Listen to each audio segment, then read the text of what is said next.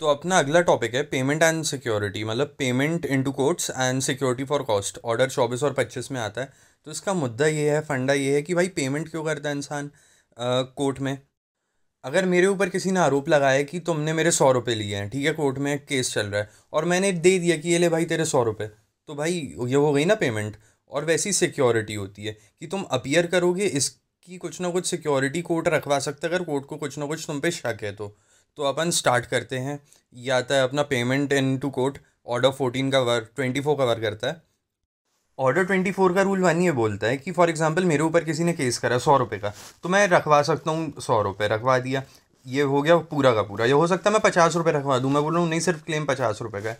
तो ये है इसका रूल 1। रूल 2 क्या बोलता है कि आप नोटिस दोगे प्लेंटिफ को कि भाई मैंने पैसे इतने रखवा दिए हैं।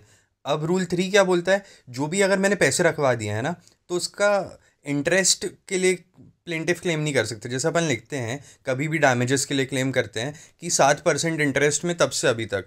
तो अगर एक बार मैंने रखवा दिया पैसे तो उसमें इंटरेस्ट नहीं माना जाएगा। अब रूल 4 क्या बोलता है कि मैंने पेमेंट रखवा दी और प्लेंटिफ ने मान लिया तो डिसमिस हो जाएगा। अगर प्लेंटिफ नहीं मान रहा है तो सूट आगे भी कर सकता है। और अगर प्लेंटिफ नहीं मान रहा, मैंने तो रखवा दिया था और पक्ष मेरे पक्ष में आ गया, तो बाकी की भी जो सारी कॉस्ट हैं वो प्लेंटिफ फुलफिल करेगा।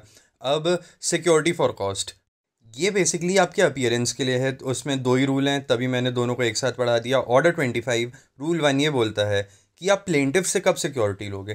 प्लेंटिफ से किसी भी स्टेज पे ली जा सकती है सिक्योरिटी, और उसका जो रिकॉर्ड करना पड़ेगा आपको, रीज़न, जो भी जज रहेगा वो रीज़न रिकॉर्ड करेगा।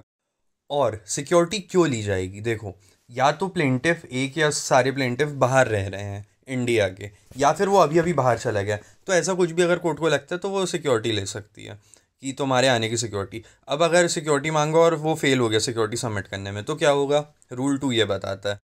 प्लेंटिफ ही सिक्योरिटी सबमिट नहीं करा तो सूट डिसमिस कर देगा पूरा का पूरा। और प्लेंटिफ बाद में फिर अगर ये डिसमिसल के लिए कंडोनेशन ऑफ डिले लगा सकता है कि हटा दो। अब कंडोनेशन ऑफ डिले बहुत बेसिक टर्म है, सबको पता होना चाहिए कि डिले को माफ़ करने के लिए आप कुछ रीज़न बताते हो, उसमें सफिशेंट कॉज होना चाहिए। तो कंडोनेशन ऑफ डिले कर देगा और फिर डिफेंडेंट को भी नोटिस दे देगा कि भाई वापस चालू हो गई हैं प्रोसीडिंग्स, आ जाओ, ख़त्म बात।